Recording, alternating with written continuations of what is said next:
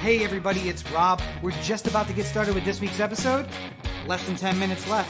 While you got a couple of minutes here, why don't you go check out ODAnthem.com. It's where you can find everything OD Anthem, including the merch store, the podcast, and all of the videos. Open up a new tab. Anchor.fm/ODAnthem is the place where you can get direct links to all the podcatchers you use to listen to our show every week. Did you know we record every episode live on Facebook? Of course you do. But make sure that you're liking the page and turning on notifications so you get notified when we go live. We make a ton of video content between the podcast, the short films, Heretics. YouTube.com/ODAnthem is the place for it all. And of course you can find me on any social network at Robert N. Cheek. And me at LegendCB5. And you can find the podcast at OD Anthem on all your social networks. Ravens. That was something. Woo! You know, sometimes I worry, like, at seeing this day come up on the calendar, Ravens at Rams. Yep. So I would be able to see it. Yeah. And knowing that, like, I could plan to be off this day, I could dedicate the whole day to enjoying the game in the stadium and everything like that.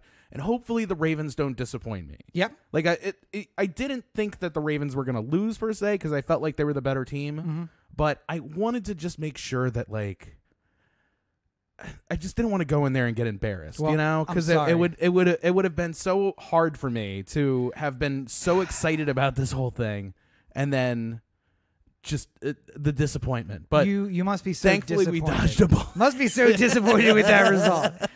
So here's one of the issues. The problem with Monday Night Football on the West Coast is that the game starts at 5:15 in the afternoon.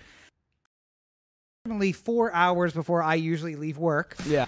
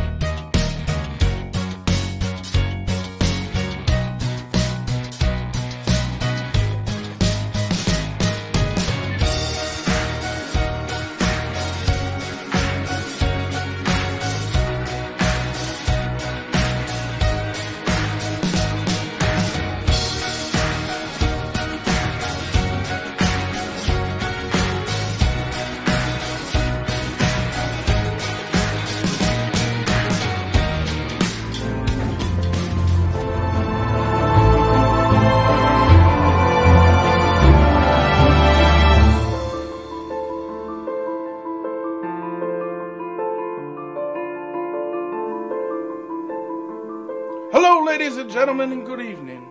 I hope all the yellow sun is empowering you today. Today I want to talk to you about what is good in the name of Superman. We all have felt the power within us as the rays of the sun have allowed us great blessings. But there's an evil afoot, and no, it's not from the Luthers, not from the Brainiacs, and certainly not the Zards.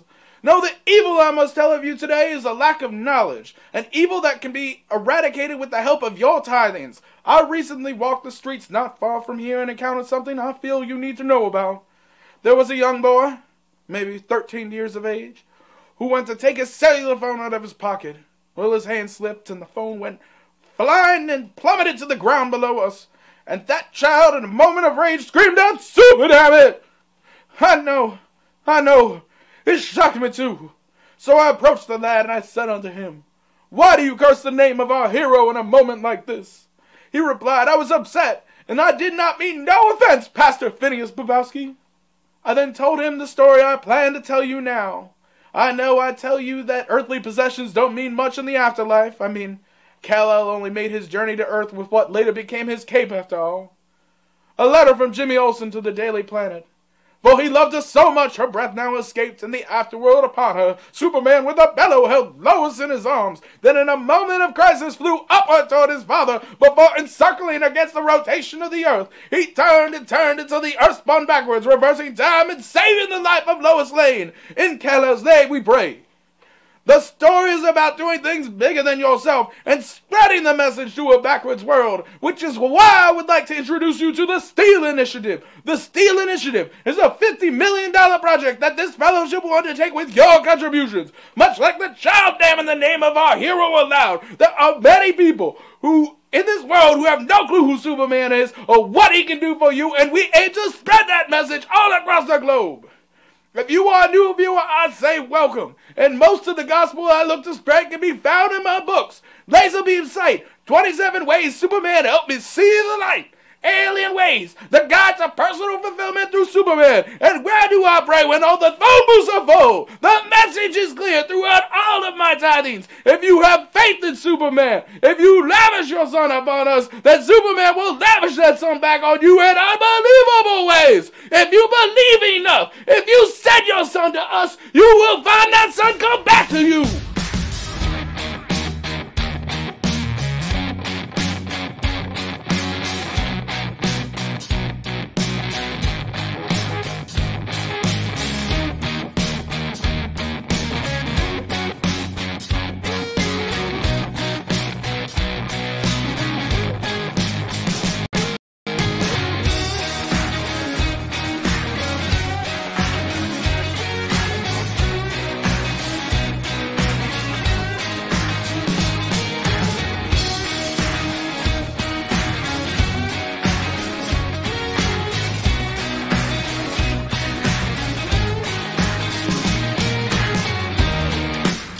It used to be that the infield was where all the rowdies and the drunks and the people who were bringing in like their own kegs and stuff like that was happening. And there were urinal races and... Well, and that the ESPN story I saw was, as you know, this week is the 142nd running of the Preakness infield urinal races. And I was like...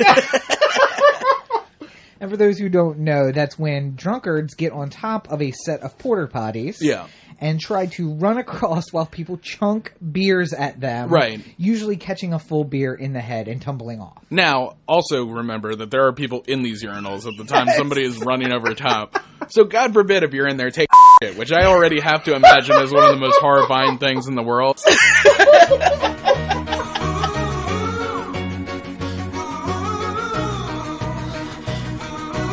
It's just like, do you like Fogo de Chao? How about a $500 gift card? Thank you. By the way, You seem like a man who enjoys meat. Here is a Fogo de Chao gift card. The worst part is going to the buffet before they start walking around with the food. You get anxious. You go into Fogo de... Okay, so this is hashtag fat kid problems. But when you go to a Fogo de Chao, you walk in, they seat you, they give you your coat. You know, like you order a Coke or a drink or whatever. They take that, and they'll be like, all right, people will be around eventually. And it seems like they skip you the first couple times. Like, you're new. Right. Like, they don't come right to the table. They're just like, oh, ran out. Gotta go get some more. Yeah. Gotta get some more lamb. And then you're looking at, like, the little spread up there. Like, the buffet with, like, the sliced Oscar Mayer ham or something like that. Right. And you're just like, oh. That looks good. Looks so good. And you fill up on fruit and lunch meats and... Amateur status. That kid's and dead. breads and stuff like that. And then you come back and you're eating that, and then you see the meat people come by and you're just like, green everything. Yeah. And then you eat 9 metric tons of meat, like in like one sitting, and you're like, oh my God. Yeah. Why did I do it like that? And then you read it, and then you're just like, all right. If I sit here for a couple minutes, maybe I'll get the desire to eat more.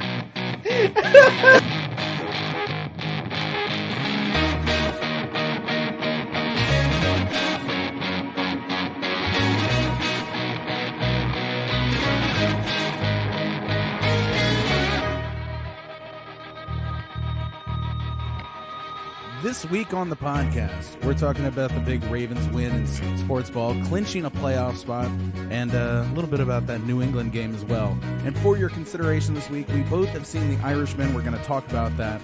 Comcast has spent $2 billion on content. Disney passes $10 billion for the year, and the Golden Globes are announced, and a whole bunch of other streaming stuff. In the news, Kamala Harris is out, Bloomberg is in, Trump is not happy with the Inspector General report. And are we possibly going to see Sheila Dixon run for mayor again? We'll know more this week. You'll know more right now as the OD Anthem podcast gets going right now.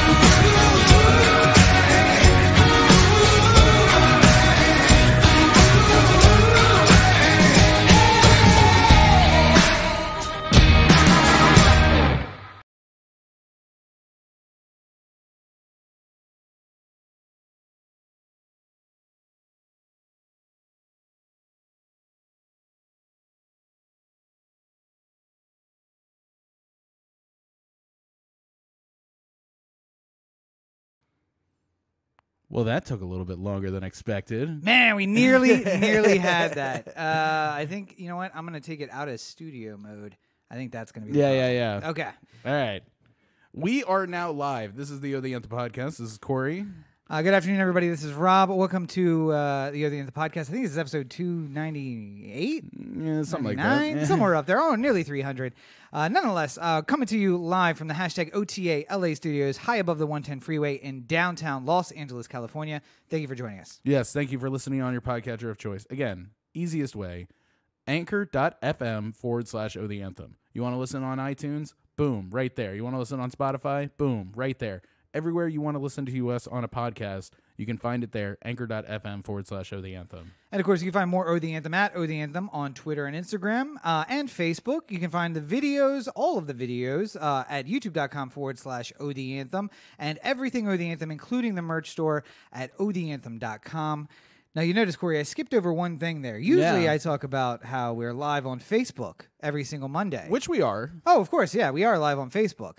But for the first time, we are live globally on multiple platforms. Let's see, Facebook, YouTube, Twitter via Periscope, and Twitch, live all at the same time. Mm-hmm. How about that?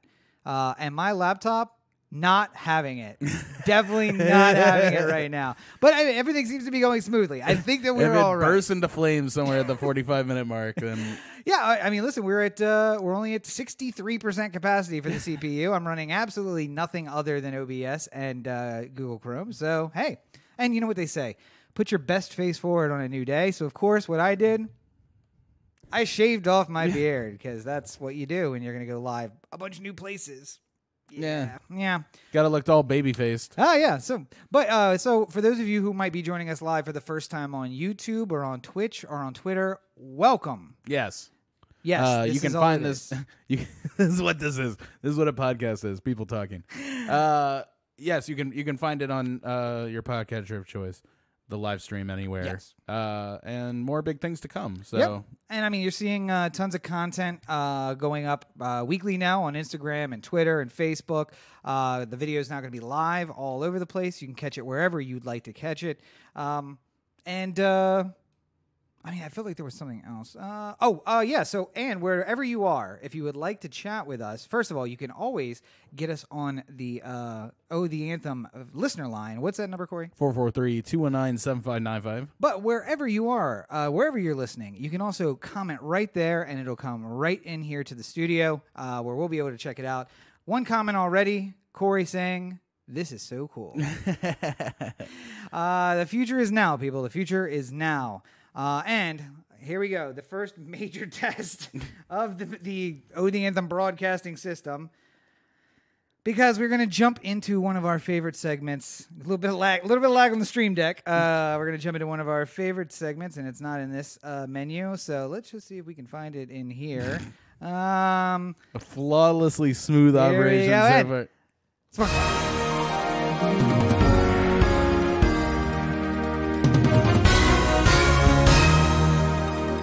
You know what is a flawlessly smooth organization, though? What's that? The Ravens right now. Oh, winning clearly. game after game after game. Yes. Against good teams as well, which is always nice.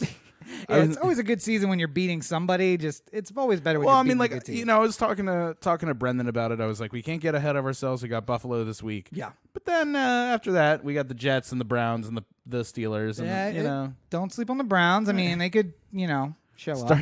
Start hitting people with helmets. I mean, you never know. Never know what might happen. Might have to preemptively take Lamar out early. Don't let him play the last play of the game. Speaking of which, so Posse League, I am in the consolation bracket. Yep. I got my bye this week in the consolation bracket.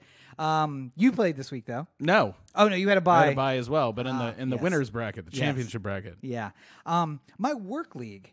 Still, this is the last week of the season, which means that the championship round is going to be week 17. Week 17, and I don't know who planned that out, but I feel like it was the guy who's joining me at the bottom of the bracket for our league. Now, here's what I'll say: we have less playoffs because we're already divided East-West in the league itself.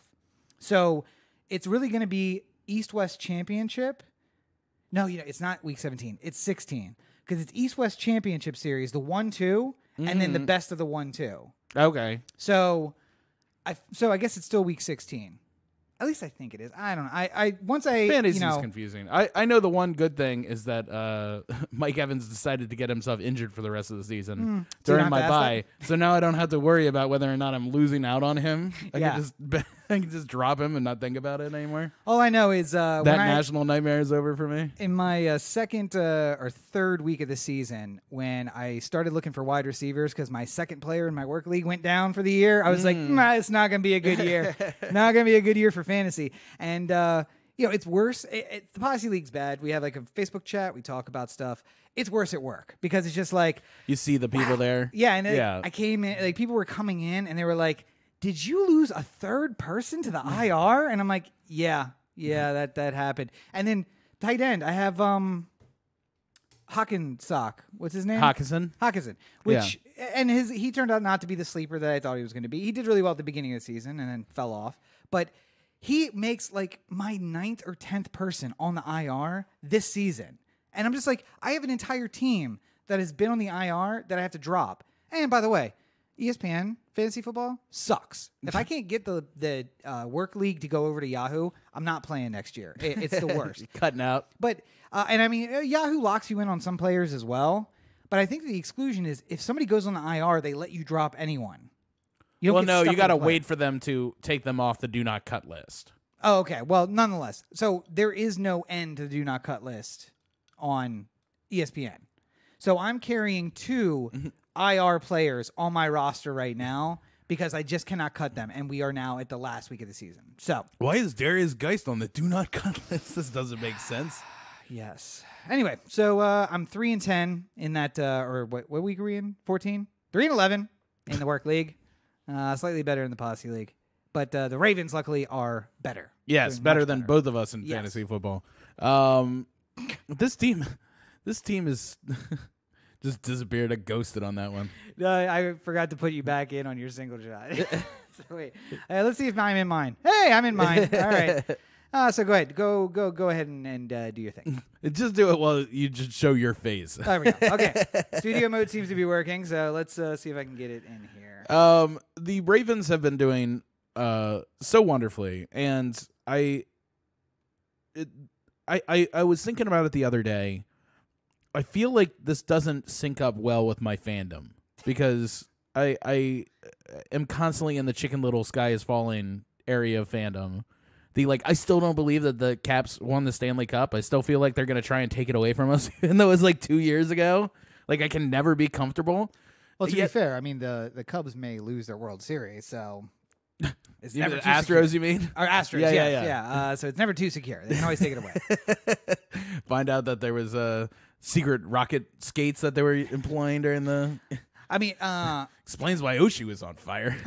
what is the movie? What was the movie where the guy who had the axe that was like rocket powered? Damn. It's not something we saw in theaters. I might have seen it on a plane actually in the last week. Never mind. Doesn't matter. I was just thinking about Ovechkin with like a rocket on the back of his hockey stick. Yeah, just so as to he like get extra wheels slap back, shots. It's just like.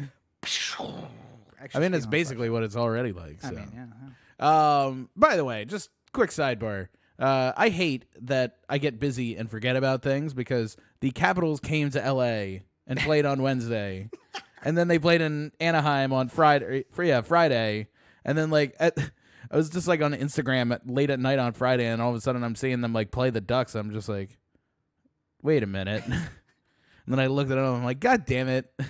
And of course, it's the first time in like 15 years that the Cavs have won a West Coast a California trip. Yeah. Which didn't mean anything to me before, but means more to me now that they And you've been in the only play here once a year. You've been in the last 2 years, right? Yeah. So I'm seeing some kind of consistency in that. I know. I said it's probably for the best that I didn't go. Yeah. But the Ravens not only got their win, but they clinched a playoff spot. Yes. So we have that to look forward to. We have the playoffs no matter what. I feel like if we win one more game, then we'd put it out of reach for the division, right? I think so, yeah. So we'd guarantee at least one home playoff game. Yep. And then it's just about maintaining this number one seed right now. But with New England losing, that And I was helps going us. to say, even better, New England lost, which means that now it's getting scrappy below us. Yeah. And that can be nothing but good. Because the Chiefs are in it too, but they are 3 games back now. They're 9-5. I think so, yeah. 9-5. New England's we're 2 games up plus the tiebreaker. Chiefs, we have the tiebreaker on. No, we don't. No, we don't have the tiebreaker on them. And then who else is in? We have it on the Texans, though. The Texans, who are in who are also at 9-5. So it's amazing that the Ravens, if the playoffs end up like they are right now, would have played every single team that made the playoffs this year in the AFC. Yep. And Talk about a tough schedule. A couple of them in the NFC too. I mean, like you got the Rams. The Rams might not make it, but we got the Seahawks. We got the 49ers. Mm-hmm. Who else was there? Titans? No, we didn't play the Titans.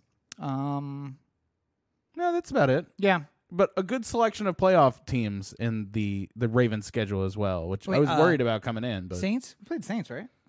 No. Okay. No.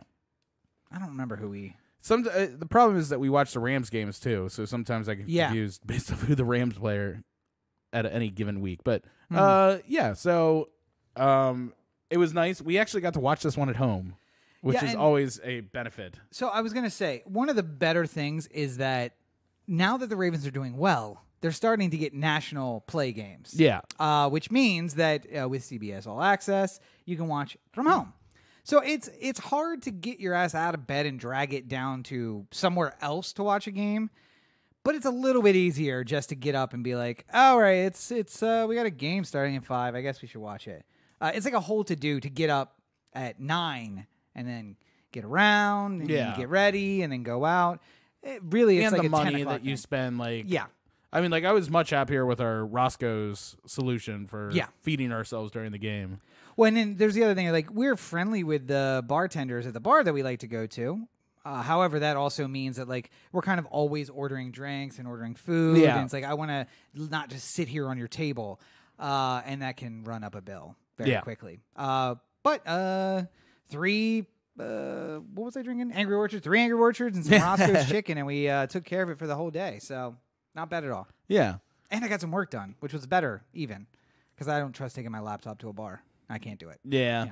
But while one team is on its way up, the other team seems to be resolute with the rebuilding process, I suppose.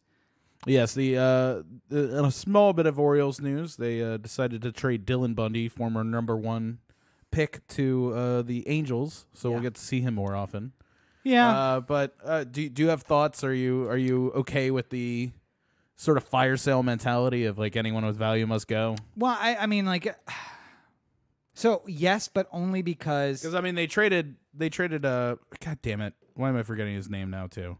The best offensive player we had last year. VR. yeah.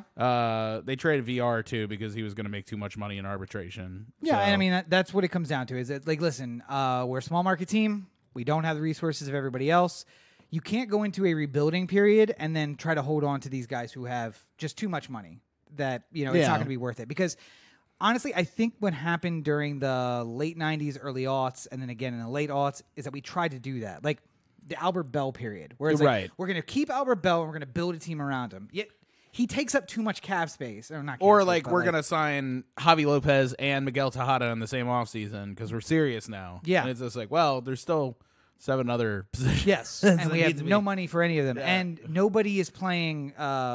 What's that movie with Brad Pitt? Moneyball. Nobody's playing Moneyball in the clubhouse. It's Yeah. just we got 2 big players. Okay, great. Who's going to play the other 7 positions? Like, all right. What do we got in Norfolk? What's going on? But I mean, yeah, it's if you're going to do it, do it. I was a fan of the '97 Marlins because they came into the expansion draft and just basically like the guy was like, all right, blank check.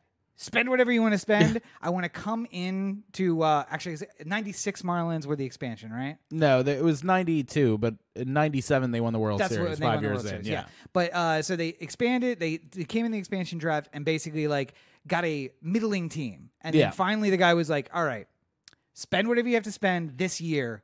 Let's do it and let's win. And then in the offseason, I don't think that they had finished shining up the World Series trophy before he was like, all right, Trade everyone. trade everything. And then in 98, they were not competitive at all. But they got the fucking But then trophy. 5 years later they were competitive again. Yeah. I like the idea of what Elias is doing here because the Bundy trade basically brought 4 pitchers back. Yeah. 4 minor league pitchers back. And I feel like Bundy isn't going to be on the team when the team is good again. Yeah. So therefore, you might as well get people who might be good, might be Bundy level by the time we're ready to be competitive again. And just more shots at it is all it is. It's just like you can't have too much pitching. Like you can just load it up with as many good people as you can get. And it's the Manny argument. Like we got a lot of farm talent, for somebody who was definitely leaving at the end of the season. Yeah. And with him on the roster, with what we would have had to pay him to stay, you don't have the money to rebuild.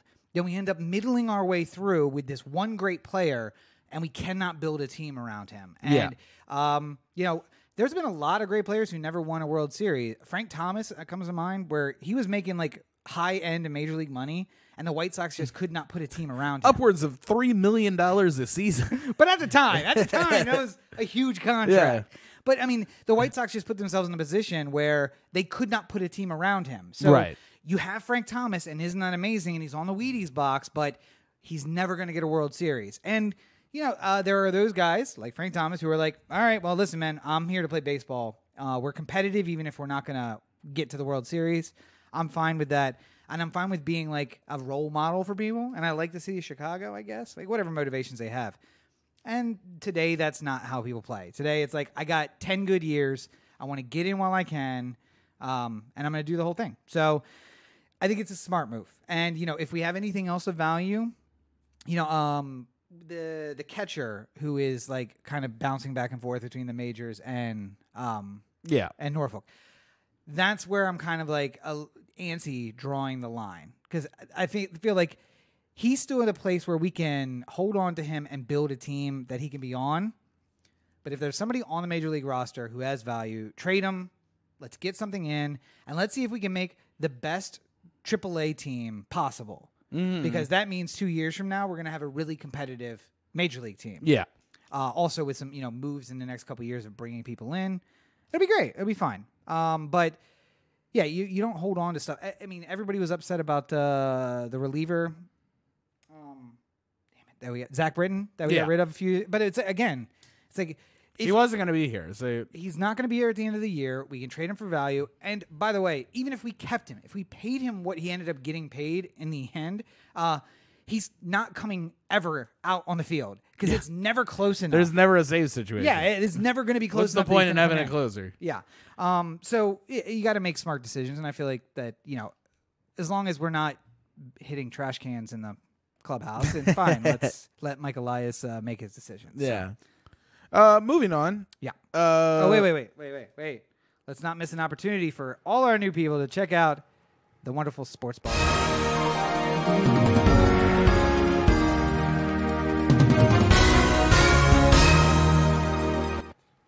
Realize the AC is. Yep, still on. AC's still on. That's all right. Hey, we're usually a lot better than this. It's just adding a little production design. We got Just we got started so early. I think making we're people all, who are listening feel cold. we're all shocked. Uh, It went so long without coming on. I don't think it came on once the entire time we were getting. Yeah, I clipped. know. Oh wow. Moving on, new segment for your consideration. Oh, I have that splash for the. Oh wait, no. Okay, yeah, sorry. Not yet. I've been waiting patiently for people to make themselves available to me. So I think you know what I'm talking about here. But Yes, soon. Coming soon. But it's appropriate that this segment is called For Your Consideration because we are talking about the Golden Globes Yes. and award season and stuff like that here. The Golden Globes were announced this morning at 5 a.m. Eastern time, or As 5 they do. a.m. Pacific time, Yeah, as they do. because they want to punish us all who live in Los Angeles. Yeah. Big winners as far as nominations go: Marriage Story, The Irishman, Once Upon a Time in Hollywood, Chernobyl and TV, The Crown, Unbelievable. It's interesting that the Globes separate the things in like drama and comedy and stuff like that. So there is, 10 Best Picture nominees here, but split amongst 2 categories. Right. Yeah.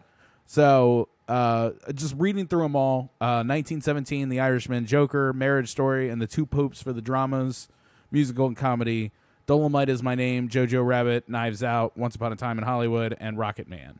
So what was the first one on that list? 1917. Of the drama list. Sorry. Oh, Dolomite Is My Name. Yeah. So I think that's the only one of all of those that I have not seen, I saw that one. and that's It's on Netflix too. Right? Yeah, it's on Netflix. I don't know if I would say that it was the. I don't think it's like best picture worthy. Mm-hmm. Like I wouldn't imagine that would transfer over to the Academy Awards. Right. If we're looking at these 10 movies as the potential ones that would get nominated for Oscars as well, I don't think Rocket Man makes it, and I don't think that Dolomite Is My Name makes it. So it makes some interesting conversation about what else could potentially make that list. Well, Joker, perhaps. Here's what I'm noticing. Well, Joker's on the first one. I'm sorry. I'm noticing that. Sorry, wait. I'm still on your shot. Let me go to the 2 shot. I'm noticing some similarities amongst all the movies except for Dolomite Is My Name. Are you seeing the same thing?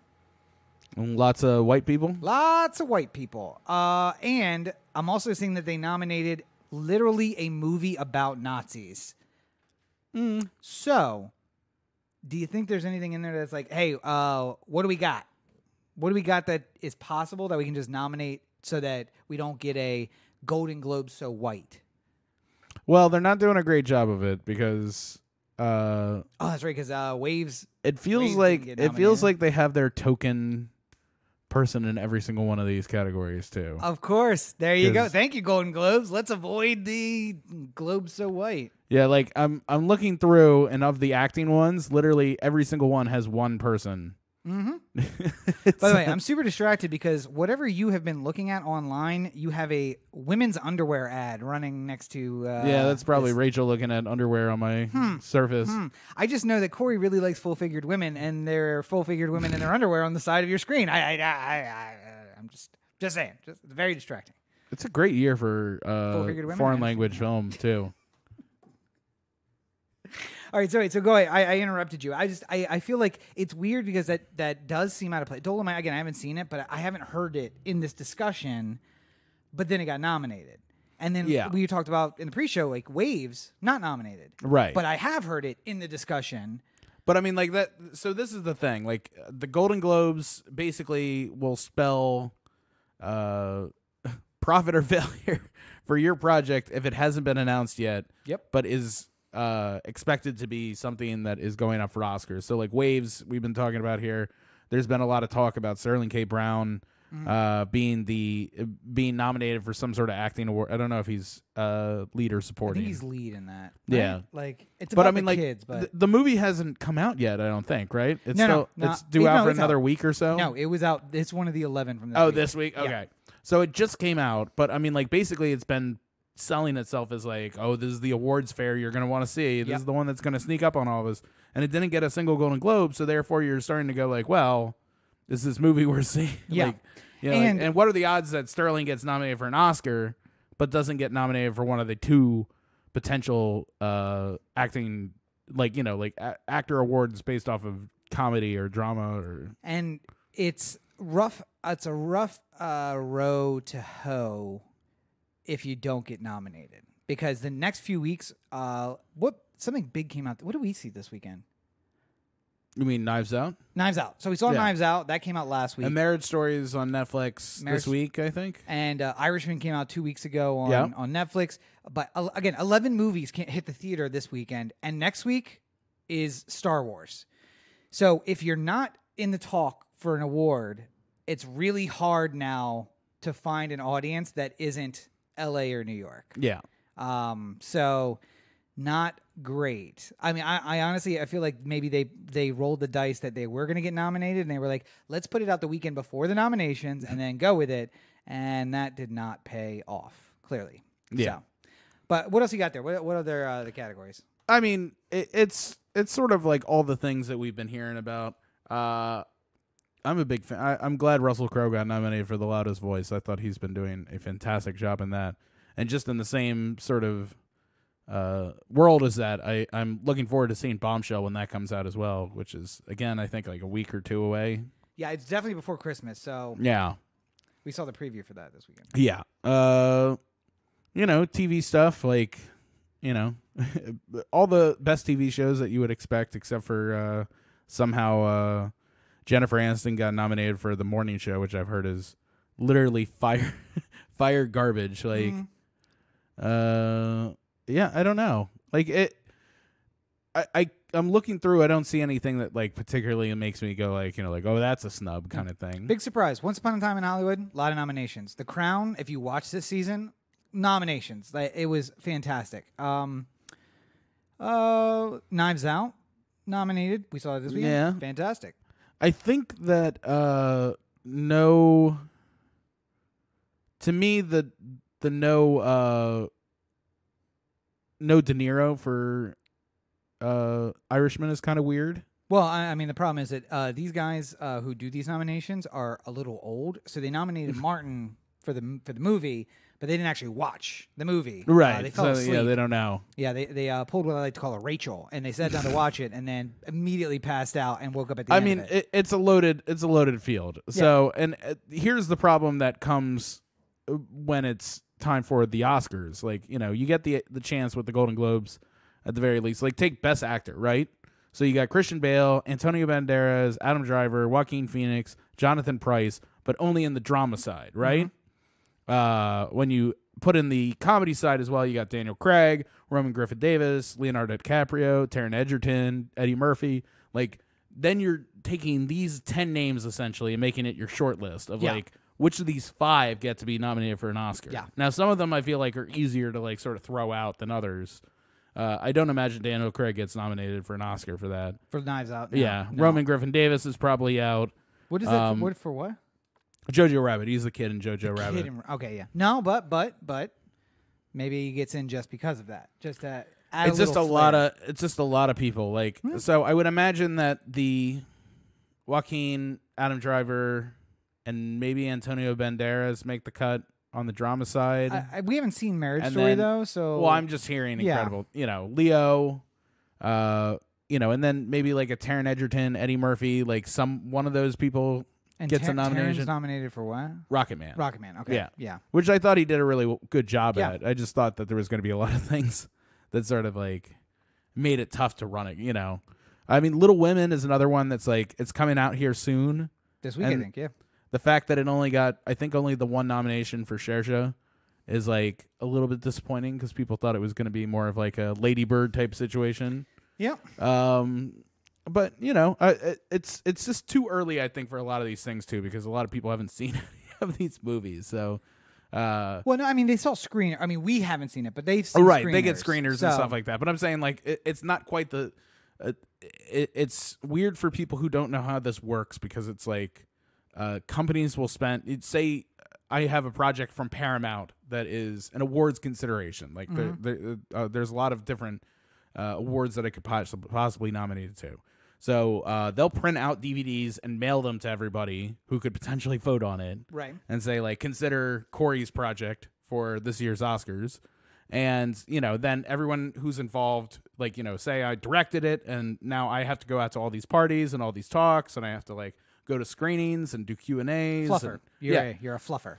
But, you're going out there to try and, like, raise the awareness of yourself so that you get the nomination and stuff like that. And there's parties and you got to go to, Paramount events and sort of say, like, here's the movie. I hope you all enjoy it. Shake hands, kiss babies, all that sort of stuff. Yeah.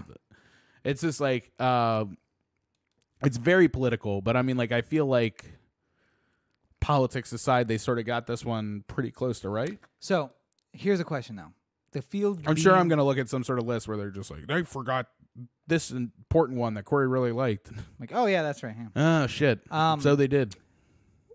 Is with the field being so crowded and that field being crowded by a lot of streaming services. Mm-hmm.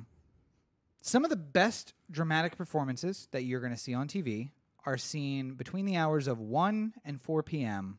on regular TV. Or actually between 11 a.m. and 4 p.m. on TV.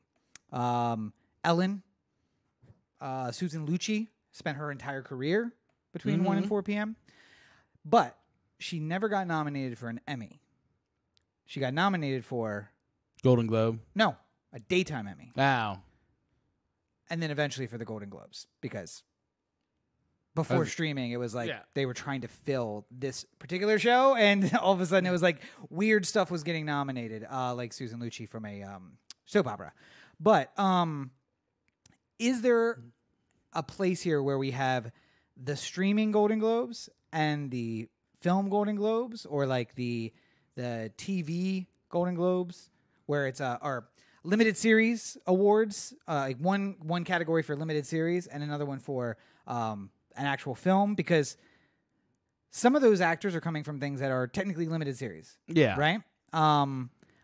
Marriage Story is actually a movie, I think, right? But Yeah. Russell Crowe's thing is a limited series. Yeah. So, well, I mean, that's in the So, I mean, like, part of the thing about the Golden Globes is because they do TV and movies in the same thing. right, yeah. Like, it's easier for them to load up on people. But, I mean, again, the field is going to get crowded. Even though you separate TV and movies, you're still now, is there a place to separate it further to a movie that went out only and solely to theaters for its initial debut? And then that... See, I just think it becomes too complicated. I think people would rather just... I mean, like, I don't know if... I like the idea of the Oscars being a thing and it being the best of movies. And I feel like the Golden Globes, by being like a movies and TV kind of outlet, is sort of... it makes it feel less important, I feel like, in the end. You know? But then we can't see it as... And I feel like if you did that, like if you had an Oscars where it was just like the movies that we're seeing in theaters versus the movies that we're seeing on streamers. Yeah. And then you have like the streaming awards where it just doesn't... at what point are you making the... like what's the distinction, basically? You know? Because then Netflix is going to do whatever that is. But I like mean, if it's like it requires it to stick to a 60-day window for theatrical to be considered, they put it out for 60 days. They're going to do that just to get it nominated for the award. And to be fair, they're probably about to own their own string of theaters where they'll be able to put it out for themselves. So I guess we'll see. But I think my problem is seeing it as a qualifier for the Oscars. Yeah, because I mean, people get overlooked here, and like Sterling K. Brown will get overlooked for Waves for the Golden Globes. Now, his chance of being nominated for an Oscar are basically zero. Right. But should that be it? Is this the race that gets you into the Triple Crown? I mean, is this a Triple Crown where, like, well, if you didn't win the Kentucky Derby, it doesn't even matter. Don't go to Belmont. No, I mean, because it's two different voting bodies, so I mean there is like differences. Like it's the Right. Hollywood Foreign Press Association with the Golden Globes, Right. which has been known to be a little bit wonkier, and like the easiest way to sort of like identify it quickly is by knowing that they're more likely to nominate somebody if they're a star. So the Sterling K. Brown's performance as far as like the Golden Globe nominating procedure might have, like, he might have missed being nominated by like one vote, Sure, let's say. sure. You know, like he's right on the line, hypothetically speaking. You know, and now he's got that would have been played in drama, right? Yeah, probably. So I mean, like, you know, maybe he could have edged out like a Jonathan Pryce or something like that. Or maybe Adam Driver did an amazing job in A Marriage Story, but the new Star Wars comes out between that and when I vote for the Oscars, and I'm like, he's just not a good actor. So Sterling K. Brown gets a nomination instead. Yeah, I mean, it's this certainly weighs against somebody voting for, like, I would think the easiest way of thinking about it is like, I don't follow college football that well, so please excuse this analogy if it's off, but I mean, like, every week leading up to when they decide for the playoffs, they're doing the like AP top 25 rankings. Like Florida State is It's number top 100. Top 100, but I think so, yeah. 25. Is it 25? Yeah. I've seen like number 50 ranked Wisconsin. Well, I mean, maybe they have another, I don't know. But Either way. yeah, I'm pretty sure it's only 25, but maybe this is one of the things I've missed. I don't know. I haven't watched college football like ever in my Yeah. life, so. I missed the whole playoff thing, and then people were talking about it at work, and I was just like, wait, But I mean, what? like, basically the top 4 teams make the playoffs in college football. And, you know, like, throughout the year, you can see teams moving around on the coach's top 25 list and stuff like that. And it sort of gives you an idea of who could be in the running for the playoffs at the end of the year. Right. Now, Yeah. at the end of the day, the top 4 teams are more, you know, the top 4 teams in the coaches poll are most likely to be the ones that, like, make the playoff system. Right. But, like, you know, you can make if there was another playoff that happened after the first one where they picked other teams based off of some other criteria, other people picked it, then you might have, you know, who would be the 5th seed potentially be number 4 in one poll and 4 in, you know, but like, See, but once you get the first vote out there where it's just like, this person isn't good enough for this, it feels like he shouldn't be good enough for the next one that comes along, you know? See, I think that's an apt metaphor, but I think you're using the wrong part of it because the AP vote is the Golden Globes. Yeah. Because they're ranking them, and that ranking has nothing to do with who makes the playoffs. Because there's a vote to make the playoffs. So the AP ranking is the Golden Globes, but that will I mean, there's like a influence lot the more voting. people who are involved in, like, you know, by having 2 categories, you open up the ability to have more people seen as potential Oscar nominees. So much like the 25, this 25 leads to 4.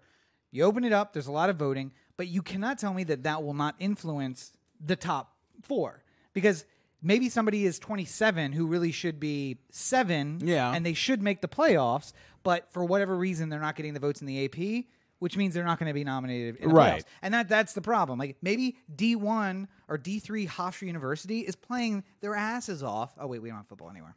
Anyway. See, but this is the thing. This is the political nature of the whole thing. Is like, you know, sometimes I remember Kevin Smith was talking about with Red State, Michael Parks, and that he was just like, man, as far as I'm concerned, that was the best acting performance I ever saw in a movie I directed. And I started asking people, like, what do you do about, how do we get him in the conversation for, like, maybe a best supporting actor or something like that? And they're just like, well, you know, like, he was doing it not with, like, Miramax or anything at that point, but, like, a secondary studio. Yeah. And they were just like, well, to run a best supporting actor campaign, it's going to cost about, like, $250,000. Yeah. Well, 4 months ago, what we should have done is because you know you got to fly him around. You gotta put him on all the talk shows. You got to try and get him to host SNL. You got to like, you know, it's always great when there's like things that show up on like Entertainment Tonight. Like when Bradley Cooper went to sing with Lady Gaga during residency in Vegas, like leading up to the Oscars, and they had a live version of Fallen and stuff like that. Like that. That's the type of stuff that eats up like Academy voters and stuff. They love this stuff. They yearn for it. So if you're not willing to play the game then you have a harder chance. And if you don't have a studio that has money that's willing to put into, and it's just like a presidential election. Like, you know, if we talked about how much money it would take to run in 2016 as opposed to 2012 as opposed to 2008. Like, Yep. It's the amount of money that it takes to even be considered a candidate for president is now escalating into the hundreds of millions of dollars. So, one final question. Will it ruin my career in this town for me to call for an abolishment of all the award shows? No, I mean, I think there's a lot of people who have had fine careers saying that they don't care about awards. So one day when I'm now the name I escapes me. think the thing Robert is Evans. I think the thing is, would you want the potential? The hurting your career part is just sort of like the do you want to have like a long public stance against these records and then have to be running for one, and then everything you talk about is like, you're like, notably on the podcast you talked about how the Golden Globes could shove it up their butts. And then it's just like you have to go like, yeah, about that. I was on a lot of Percocet at the time. No, I mean, I think that it's like, listen, I mean, I guess probably part of my contract would be I would have to go out and sell the damn thing for the award shows, right? Like, there's no other option. You have I to mean, the do good it. news is that writers don't usually have to like go out and do this sort of stuff. I mean, Like, yeah, I get it's 'cause not Kevin quite Smith the was same there. as like being an actor. Like, yeah, you Kevin know, Smith was there as the director, yeah, and the producer. I mean, like, probably of that. so Adam Driver's next couple months are already fully booked with things that he's gonna podcasts he's gonna have to be Yeah. on. He's gonna have to host SNL. He's Yeah. gonna show up on like a whole bunch of like he's gonna be on Ellen and every talk show imaginable. They're flying him everywhere. All he's doing is talking about Marriage Story and the Yeah. same 15 stories that he's gonna tell about the experience the whole way through. I hate it. It's just part of how it is played, and he's gonna have to show it. Like much like running for president, he's gonna have to show up at like parties and people's houses and just sort of shake hands and like curry favor with people who might be able to help him in some sort of way. Win a statue, like it's Okay, all. addendum to that. Is there any way I can involve guillotines in this discussion? I guess you could make a movie about guillotines. I mean, much like the presidential discussion, I feel like we can just bypass the whole process with guillotines. Is there any way we can bypass the entire, Oscar well, process with guillotines? let's not get too far ahead of it because Comcast and their Peacock service is going to be spending quite a lot of money. So Okay, fair enough. So maybe we should play nice for a little while. very true. Comcast, boy, do I have a show that'll win you an Oscar. I mean, don't send me out on the. I feel like I'm very personable. I'd be good. Like Ellen and I would have like a good, repartee.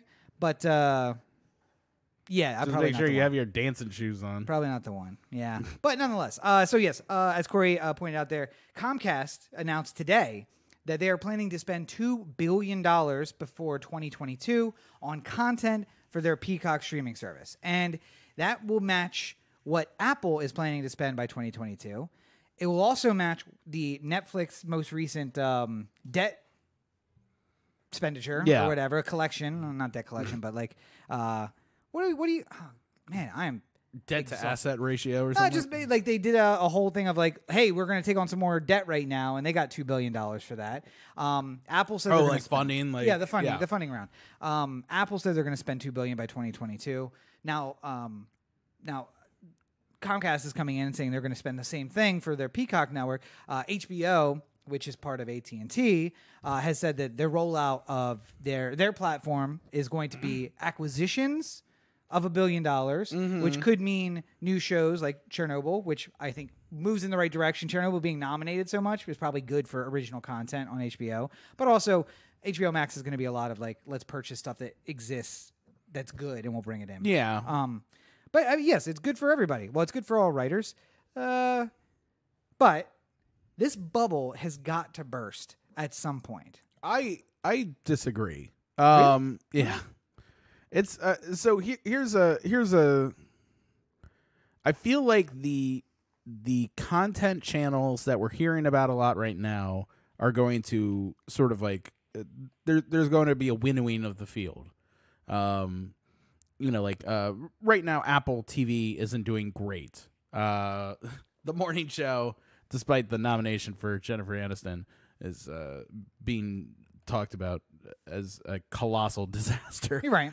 But and they don't really have anything that seems to be like driving people to the service. Like, you know, Disney Plus has The Mandalorian as well as the whole back catalog. But I'm sorry, as far as like new present things that are keeping people interested and keeping the conversation going, you know, Disney has that, Apple doesn't.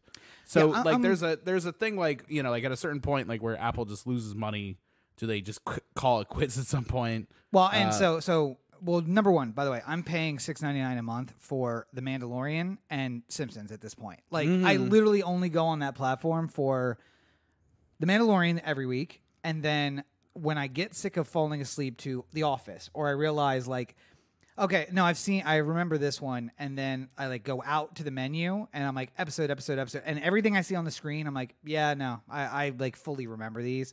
I'll go over to Simpsons and just like scroll down and not look at the screen. Yeah. And then just hit go, and it's like any random episode. So Disney's got that, I suppose. The difference, though, is Apple produces a product, and I mean, Disney has this too, but Apple produces a product which is going to pay for content on Apple TV. Like, they can lose money for a very long time before that happens. Netflix can't. Oh, I'm not saying that, like, you know, next year Apple TV's gone or anything like that. I'm just sort of saying the idea that there's going to be this many options for places where paid content is happening is going to winnow eventually. Where I imagine the growth of the sector is going to be is that more companies are going to want to get involved in content as a way to supplement people's attention of the things that they do. So, I mean, it'd be the type of thing that, like, 10 years from now, there might be some sort of place like, you know, Coca-Cola tube.com or something like that, where you can go see all this great content that Coca-Cola has put together for you. And yes, in every single one of these videos, people are enjoying a frosty Coke. Right. But, you know, it's a lot of short films that are being, you know, like written by it's the opening underprivileged people from all across the world. And, you know, this is part of Coke's global initiative to bring people together and stuff like that. Yeah, if you go to Regal theaters, you can see some of them. They is it Regal? Yeah, does the Coke? USC students? Yeah. No, but I'm saying like this is the next stage. I mean, like the value is to be a media company as well. But I mean, I think that Apple is easy enough to make it an app, and they could put it on Roku. Yeah, and they did. Is it available on Roku? Yeah. Oh, I just don't want to pay for Apple.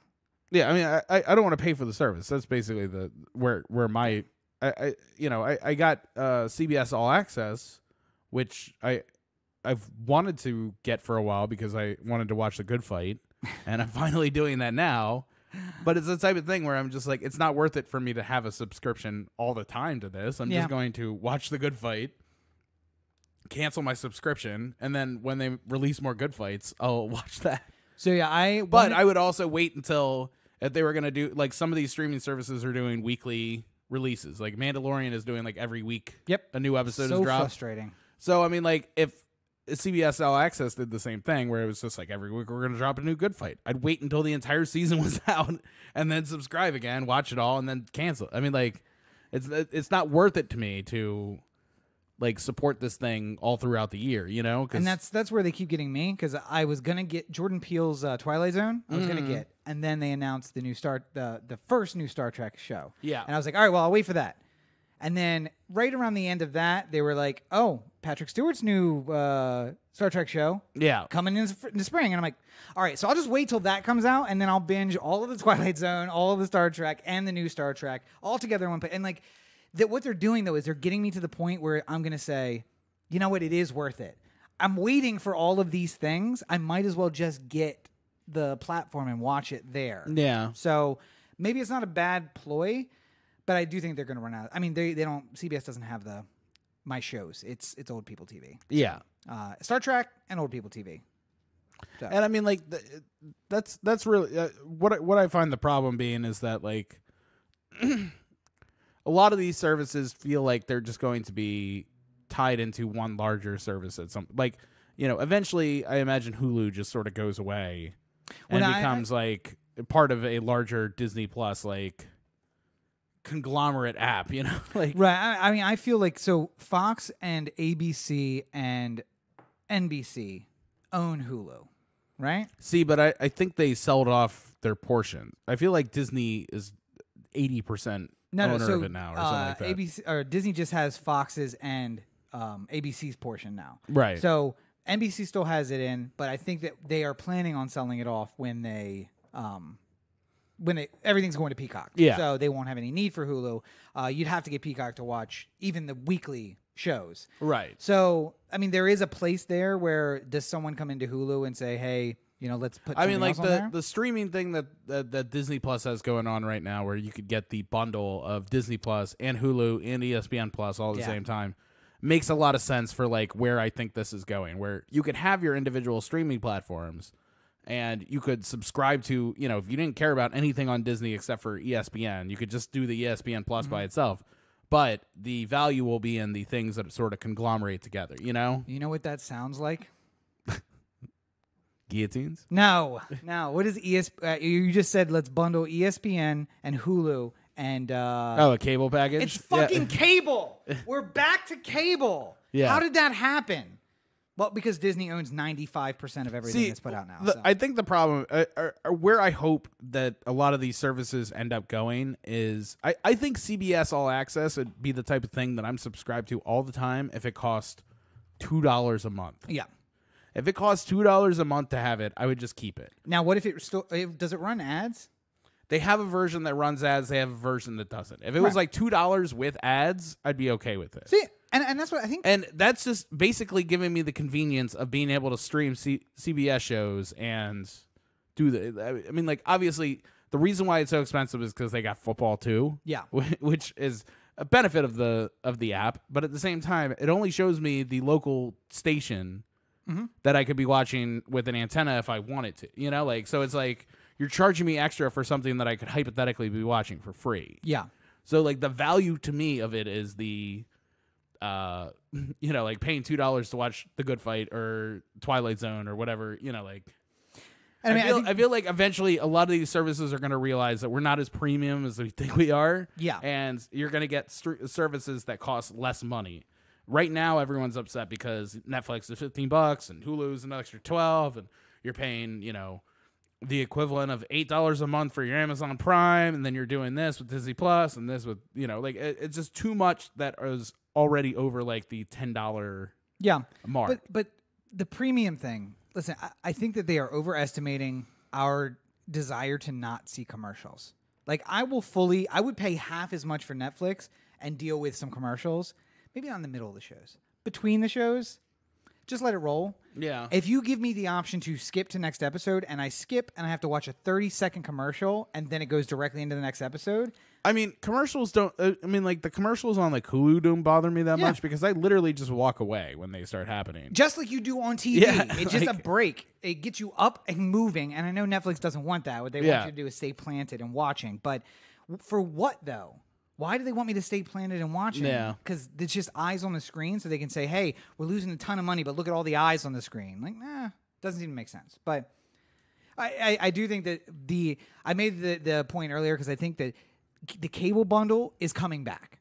Yeah, because CBS is it's just in a different version. CBS is owned by Viacom, which is Viacom the top company there? Yes. AT&T owns HBO, but it also owns Warner. What's that? Warner Brothers. Warner Brothers. Yeah. So what we're gonna end up having is these cable packages that include a lot of offers. So it's like, all right, so you can get the entire Warner Brothers package. Don't forget that includes the old WB TV network and Paramount. I was wondering network. where I was going to be able to see that. Hanging with Mr. Cooper, only available on the WWB app. But like AT&T will have that, Comcast will have the Peacock, and that'll have all of their stuff on it, and it'll divide up. But then they sell it as a bundle instead. So it's like, listen, it's $20 a month, but you get all of these apps, or you can buy them individually, and you're gonna end up spending more than $20 for the 5 that you want, and then we're just right back at cable again. And how are we letting that happen? It's very frustrating. I agree. I also think that in time, I mean, really, every company should want to not be on cable or TV, and just be on streaming, because there's so much more about somebody and how they're watching if it's connected through the internet. Yep. Hypothetically, 97% of people pause the episode at the same exact spot because something's confusing or or they lost interest. You could, just like you could on YouTube, like see when people start fading out of the episode that you're doing. Or happened about 15 seconds into this episode. Yeah. you can find the exact moment where people started checking out. Like, that's something you couldn't do on TV. You had a general idea of how many people watched. You have a general idea of who those people are, but nothing specific. Well, listen, don't forget, they have that for TV too. The Nielsen boxes, very big deal. And clearly they are showing a category of Americans because the Cheek family is a Nielsen family. Oh. See, but the thing is that you're the Nielsen box essentially with you guys includes a 70-something-year-old man and a 60-something-year-old woman and a 30-something-year-old guy and a 30. I mean, not really. Well, I mean, like no, but I'm saying like hypothetically, and a baby. There's a baby there, and there's a baby. So I mean, like the information that gets it's a lot of blue bloods and Kardashians, and here's it's just the, like here's the it's problem. just like at the end somebody's going like like wow, he likes the Kardashians and blue bloods. So here's the thing, the new thing about the Nielsen boxes though. So it assigns everybody a number. So when my dad's watching, he hits 1 enter, and that means he's watching. If they're both watching, he hits 1 2 enter, and that says hey, we're both watching. When I came to visit, I got assigned number 5 because I'm 5th important. Mom, dad, sister, grandbaby, then Rob. But what I noticed is the lights on top will every once in a while be like, start flashing and be like, you need to confirm who's in the room. Yeah. My dad gives no shits given. And he will just mash any number of buttons and hit enter. And I'm just like, Dad, I think you're skewing the results. I don't think that throwing off Nielsen. They want to know who's here, and you're not really helpful when you're just mashing buttons. They're going to be so much happier when they know, oh, this account owned by Rob Cheek, a 35-year-old who lives in Los Angeles and has a Facebook profile that is right here and watches increasingly disturbing pornography over the last few years. Watches Twilight Zone, Star Trek. Like we know that he likes these things, so we should probably do more Star Trek. If we added another Star Trek show, he'd probably watch it. Yep. And then they can see you actually watching the new Star Trek show. Like that's all part of the fever dream of where this is going. And by the way, you have to break away from cable. And my company is starting to do media sales now, and I can tell you the other thing we want is to be able to go to, I don't know, a webcam company and say, hey, there's this guy who's been searching for webcams online, and he also watches this show religiously. Yeah. And we have a pool of, 20,000 of these guys. Don't you want to run an ad against our program? Which is another benefit of being online that you don't have even with a Nielsen. Well, I mean, like, back in the day, you used to have, like a humongous number of people. If you were a show on NBC and you didn't have 10 million people watching, your show was canceled. Like, it's one of those, like, now I don't need to have a show that has 10 million people watching. I could have a show that has 10,000 people watching, but if it's 10,000 people who are like really super engaged and willing to spend money to support it, it doesn't really matter, like. Yeah. Have you heard that story from Caroline Ray? No. Do you know who Caroline Ray is? Yeah. Like, so she's in Back to the Future. She's the mom in Back to the Future. Right? Mom? Yeah. No. Yeah. No. That's not Caroline Ray. Who am I thinking? Oh, no, she's from Sabrina the Teenage Witch. Yeah. The mom from Back to the Future is who I'm thinking about. Okay. Caroline, also from Caroline in the City in the 90s. Damn, what is her name? No, I know her name. I can't think of also her right now. from the classic Space Camp from 1994. But while Corey looks it up, the story she told is that she actually is a producer now. So she produces other shows. And the very first time that she had like a little break from when she was on TV to when she was producing. And it was in that break that this whole like, oh, we don't need 4 million eyes in order to be successful. Leah Thompson. Where did I get Caroline from? Oh, because she was Caroline in the City. But Leah Thompson is her name. Yes. So there was a break. And during that break, it went from like, hey, listen, if you can get 50,000 really rabid fans, that's what we want. We don't care about 10 million. So they called her and gave her the numbers for what her show did in the first week. And the guy on the other end of the line who is like, she's telling me, like, I talked to him later and he was just like, I was wondering why she wasn't so excited. She got off the phone and called everybody and was just like, hey, I just want to tell you I'm so proud of the work that we did. And no matter what comes out of this, I really think that we had something magical here. And like everyone's confused because they just heard from one person like, oh my God, we killed it. And this show is going to run forever. And then the producer calls with the voice like, hey, we're about to be canceled. Yeah. So, but that is very much how quickly it changed. From like 98 when she went off the air to 2005 when she produced a show. Friends had 10 million per episode, I think, in the last season. And no show now would ever, the Super Bowl, might get 10 million. That's it. So, anyway. I do like shares, though. I think that's funny, though. Because the Ravens game the other week had a 60 share in the Baltimore market, which means that 60% of the televisions were on the Ravens game. Well, to be fair, though, not a lot of people still own a television at home. Yeah. So that's a lot of bars that you're talking about, people out getting drunk. So what do you want? I mean, we're at an hour, and we got a lot on the agenda. What do you want to... Should we just fire through these? Yeah, let's just do... I mean, let's see. Is there anything here where we need like more than a couple seconds to talk about? Now, let's just roll down through the news, and I want to come back to the top again. So, roll down through the news. We're going to skip to the news section. Okay. And lightning round. Go. Kamala Harris is out of the presidential election, the Democratic primary. Womp. Mike Bloomberg is in. He spent something like $16 million in TV ads. I do not approve this substitution. I don't know who said, hey, let's substitute Kamala Harris, take her out and put Bloomberg in, but I'd like to talk to that person. I don't think that Kamala Harris deserves to be the Democratic nominee. Yes. But I definitely don't want Bloomberg to be it either. So that's unsettling a little bit that he's sort of coming in at this point and just sort of, for lack of a better term, carpet bombing the entire primary process by coming in with money at the end. Buying his way into the primary. That's what he's doing. Well, and speaking of unsettling, so we're out of Florida. Police chased some armed... there was an armed robbery at a jewelry store. The guys hijacked a UPS truck and went on a high-speed chase. So now there are two men who have, I think they said $70,000 in jewelry and the contents of a UPS truck, which, let's be honest, is probably mostly Amazon stuff at this point. Yeah. And they go on a high-speed chase. They finally corner them. They then fire something like 112 rounds at the truck. They kill the robbers. They also kill the UPS driver who was being held hostage. They also kill a bystander in a car nearby.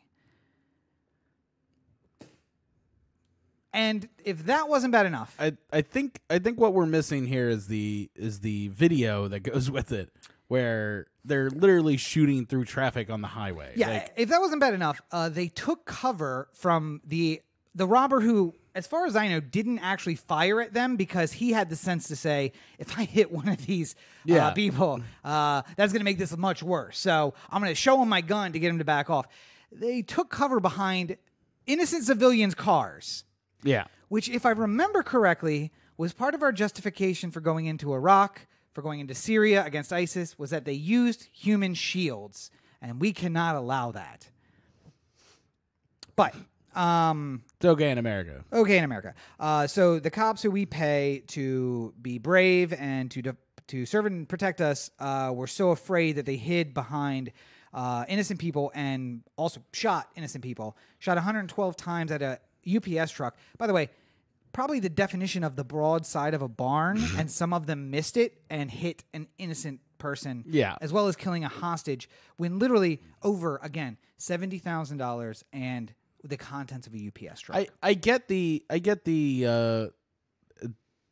have to if they think that he has a gun, they have to have some sort of armed confrontation. Sure. But I don't understand why you have to do it like literally on the middle of the highway.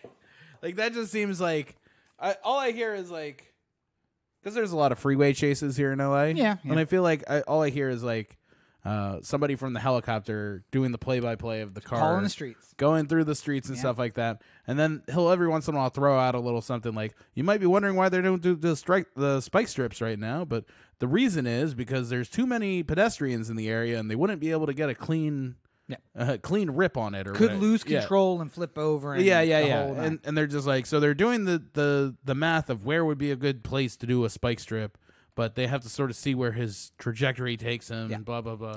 But, like, it seems weird to me that, like, the guy in the helicopter knows, like, all these, like, when they can and can't use certain types of force, and on the highway, just parked in the middle of gridlock traffic doesn't seem like the time or place. Yeah. Meanwhile, there was a game back in the early 2000s called Game of War, or Gears of War, that one of the moves you could pull when you started to get overwhelmed was you didn't have to stand up to shoot. You could just put your gun up over the wall you're hiding behind and just shoot. And I feel like, given the spray of bullets and the innocent people murdered by the police, that there was at least one cop who literally just reached up over the hood of a car and just started firing his gun generally in the direction of a UPS truck.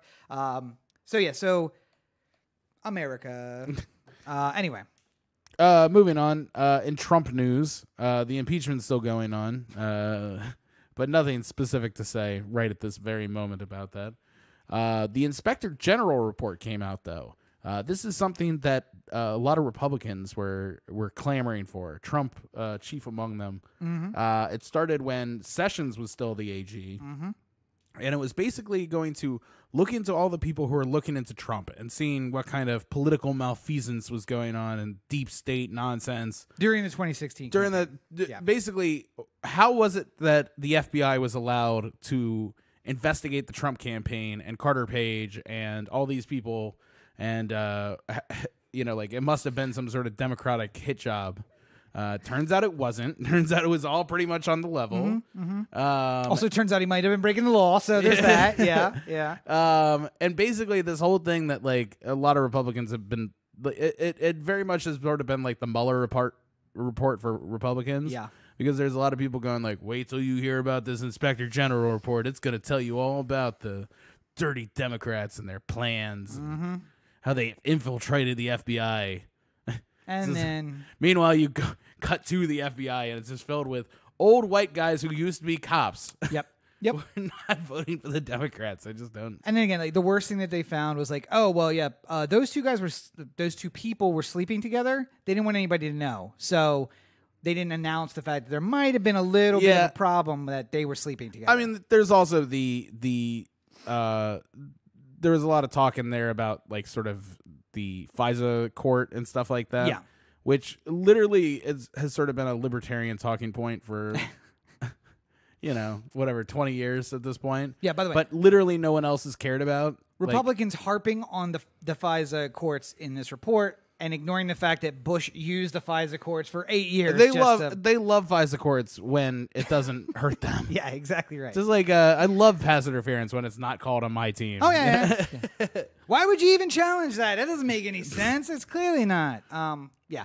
And one other little point for Trump, which is surprise to no one, because he's become the center of everything in the news cycle, and yet nothing getting accomplished. He has basically stopped doing the job of being president.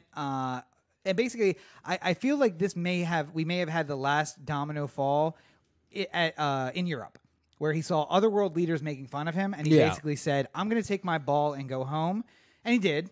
And now he's basically sitting in the White House watching TV and tweeting 24 hours a day and not actually doing the job of being president. Yeah. So, election in a year. He's out of office in 18 months, so that's coming. And tomorrow is when they're saying that the articles of impeachment will be released. Yeah. So I still don't know how I feel about, like, them trying to get through this thing. So I mean, like, I get where they're coming from in the fact that they want to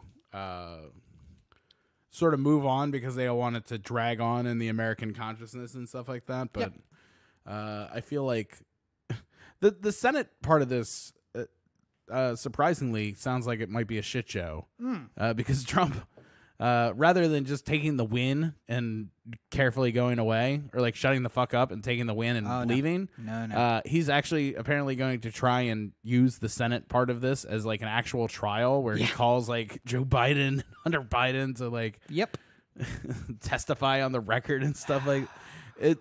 This has the hilarious consequences of probably getting way out of hand very quickly. And just to remind everyone, we've done this before in the last 20 years, and well, not quite 20. Oh my God, it's more than 20 years since Clinton. Yeah, but nonetheless, it took them 2 years to go from. It's almost 20 years since graduating high school. So it's gone. It took them 2 years from articles of impeachment to vote in the Senate. Yeah. And we have less than 18 months left in his. Now, obviously, he's running for president again, so it does still have an impact. It's just, even if we boot him out after the election, and even if you get Pence too, it'll still be a Republican. It'll still be his nominee. So, yeah.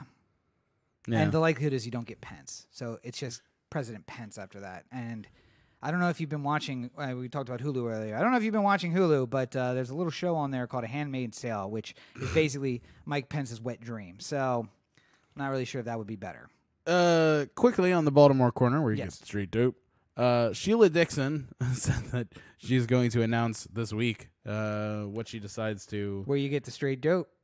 What she decides to do for running in the 2020 elections. Yeah. A nation turns its lonely eyes to you, waiting for the... I just can't even... Like, what's the point? Like, what did you say about Stephanie Rawlings-Blake a few weeks ago? Like, why even bother asking her? Who asked you? Why are we even talking about this? I mean, she's going to run for mayor. She's probably going to finish in the top 3 there somewhere because... There's just this contingent of people, like just like there's the Trump people who are just like, he's done nothing wrong. Yeah, like it's only the Democrats who are talking about all this nonsense. Like no Americans, like there's like this contingent of Baltimore women who's just like, Sheila Dixon was a good mayor until she got railroaded, and she deserves another chance. Yeah, I mean also Baltimore's basically a third world country, so there's that, and who else? Yeah. Who else is going to run? I mean, it's at this point, it's like, it's all really bad choices. So what's the best of the bad choices? Like, every once in a while I hear about like a small town in Wyoming that elected a dog as mayor. And I feel like that might be the way we have to go. It could be. That could be the winner. Yeah.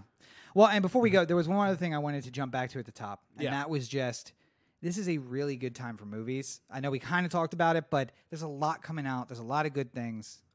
Go to the movies. Yeah. And you have a really great source. We have 2 really great sources. We have 1 really great source and 1 okay source to check out and see what kind of movies you should be going to watch. But go support movies. Star Wars is coming out next week.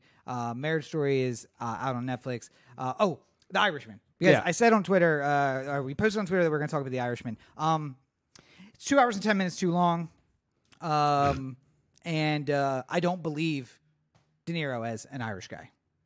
No, and I mean, like, he doesn't... did you ever Google what the real Frank Sheeran looked like? Yeah. Not very De Niro-like. But, I mean, like, I really enjoyed the performance of De Niro. On the review that will be released shortly after this podcast is done being recorded, I talk about... What schedule do you have? I tried to. I recorded it earlier this morning. I edited it. I put it on YouTube, and I think YouTube saw Irishman and decided to make the upload time like 3.5 hours. So I mean, that could be that was part of the problem. Yeah. Yeah. I just I think that it's like one of the, like when 9/11 happened and people said that Bush was going to be an important president just because of this, but we didn't know like how it was going to, like, how he would be remembered in the long term because so much was in flux about, like, what was going on with 9/11. Yeah. Like, not everything gets the opportunity. Do you know going in is something is going to be important? This movie is important. I just don't know how it's going to work its way into that conversation 10, 20 years from now, you know? Corey's hot take. The Irishman is basically 9/11. I'm just saying that like it's rare an opportunity where prior to something happening that it's going to be important, and that's basically the point I'm making there is like that we know this movie is important because it fits in with the chronology of so many important people in film, and like the ability that Scorsese had worked into having Final Cut and being able to make such a long movie and stuff like that. Boy, was it long. Boy, was it long. I worry about the effects. Something tells me that like we watch this movie, like when you saw Jurassic Park when you were a kid. That was the example I made in the thing. I was like, if you watch Jurassic Park when you were a kid, you're just like, it can't get any better than this. It's the best. Are there real dinosaurs somewhere? Like Steven Spielberg went to an island with real dinosaurs. It's the only way you can explain this. Yeah. And then you watch it now and you're just sort of like, ooh. Yeah. Like CGI is not as good as I remember it being. Yeah. And then, I feel like we're going to have one of those with this too. Like 10 years from now, we're going to watch it and we're just going to be like, oh. Was I listening to the podcast with you about the de-aging in this movie? Probably, yeah. So the method actors who wouldn't do the dots on their face, so it wasn't as accurate as it could have possibly been. Message to everybody: whatever the technology is, use the best form of it. Use the best form you can find, because. Well, I mean, so the way they got around this, and this is really interesting if you're curious about how they make these films and stuff like that, is they would create a 3-camera array for every camera that they had. Yeah. Which basically was like they'd be shooting like a red as like the main camera, and then they'd have 2 Alexas side mounted alongside to create the depth necessary to create the effect. Yeah.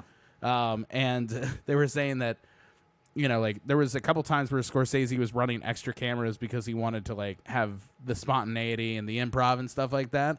So there was one moment where he was going to shoot something with 3 cameras. What would normally in a normal movie be 3 cameras, but because every single one of them had to have 2 cameras on the side of it, it was a 9-camera for like particular parts of this movie. And that's just like crazy. And because it's 9 cameras, you have to have 9 people who can operate the cameras. So you have to have 9 first assistants. You have to have 9 camera operators. You have to have 9 second AC. It's so it keeps escalating. Yeah. Can you imagine the guy walking down with the clapper? Yeah. Yeah. It's not a clap. What is it? It's slate. Slate. And just like, all right, guys, you ready? All right. Sound speed.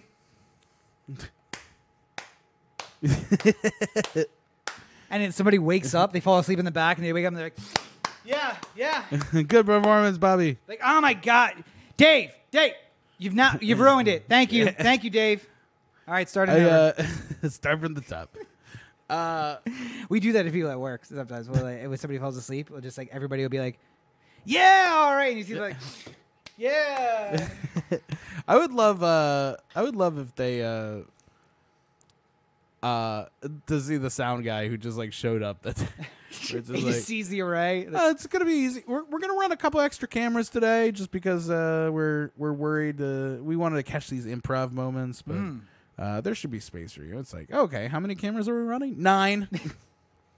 Okay. Excuse me. Okay. Excuse me. I have to call half a dozen friends of mine to come help me.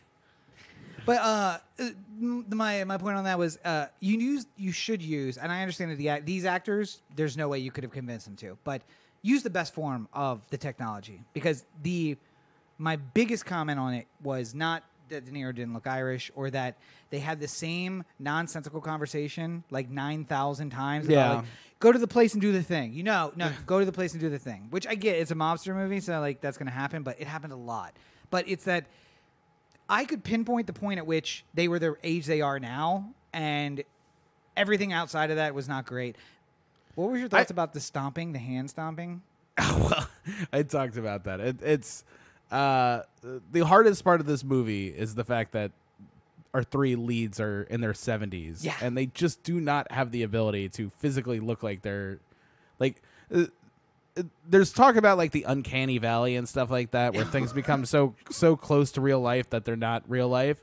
This is kind of like an opposite of that, where it's just like it looks so real, but at the same time it looks like a 70-year-old man trying to stomp somebody. That like it I'm having the opposite effect where I'm just So sort of like something's broken in my brain. It'd be like if you know, we were just like walking to the elevator or something like that, and I'm just like, hey, cat, follow me. And then I just started running, and I was going 50 miles an hour. You'd just be like, something is not right. My brain just broke. I went back and watched that scene twice more because I am 100% certain that there was a green, like a chroma key brace of some variety holding him up. Because the angle at which he's like taking, There's just it too looks many- like he's leaning on something, and there's nothing there, obviously. There's so. just too many times, like, you know, he's like going up the rocks to like, all these things made me uncomfortable. You know? Yeah. But by the way, But I did love Pesci, like when right at the end when he was playing like super old, like just about to die old, and he's Yeah. like he's got the shakes and stuff like that. Like that was like some primo acting right there. and that's the I'm thing a is, big like, I'm a big fan of Pesci in this movie. we don't see him enough. He needs to do more things. I Yeah. like Joe Pesci. But, so you know, like this is the thing. People are going to be talking about this movie for like the next 40 years. So Yeah. But Check it's an out a important review movie. to We see know whether that. you We enjoy know that it's important. That's Yes. something where we don't usually get that opportunity. like Corey's pointed out, it's going to be like 9/11. The Irishman, just like 9/11. Corey man. Baker. You know what else is important? What's that? OhTheAnthem.com. Corey to OhTheAnthem.com. With the Anthem on Facebook, Twitter, Instagram, and the listener line 443-219-7595. What's the number again? 443-219-7595. You can find more of me at my website, CoreyBakerFilmmaker.com. The new review for The Irishman is going to be out by the time you hear this. So go check that out as well. I will have Knives Out on Thursday. And yeah, hoping to see a lot more this weekend because the awards fair is coming out fast and furious. And that's not to say that the awards fair will be Fast and the Furious. It's just a expression. I mean, it should be. Clearly. Anyway, you can find me at all your social networks at Robert N. Cheek. Make sure you check out robertncheek.com where you can find links to the YouTube channel, youtube.com/RobCheek. And you can find links to the books, which are available on Amazon. Buy Rob's books. Thank you. But make sure that you check out the Everyman movie review. I got Knives Out coming out on Thursday because somebody's copying my release schedule. Midway is coming out on Sunday after that. And I do think I'm going to do a bonus for The Irishman because I don't know where it's going to fit in. I have a plethora of videos now. It's becoming a problem. I'm going to have to start posting more often. But also, I reviewed the usage of the AMC stubs, which, by the way, I did a review of, and that's available on the YouTube channel as well. I did a review of AMC stubs and how it's helped us see more movies. But we are underutilizing, and Yes. we need to start utilizing more. Oh, I'm 100% fine with that. Now, to be fair, as I pointed out in my review of AMC stubs, our one viewing of Prime for Knives Out paid for the whole month. So it Yeah. doesn't really matter. That was a $24 ticket. But we still should see more. And there's a lot of stuff out there to go see. And Star Wars this weekend, right? You're excited about that? Yeah. This is I don't- just I remember don't- when you watch his videos, when you're like, oh, he's so right. That's Star Wars. That's him right there. Yep. Well, I think we've done good here today. We've done something. I don't know if it's good. But as always, you're listening to the Oh the Anthem podcast, part of the Oh the Anthem digital network.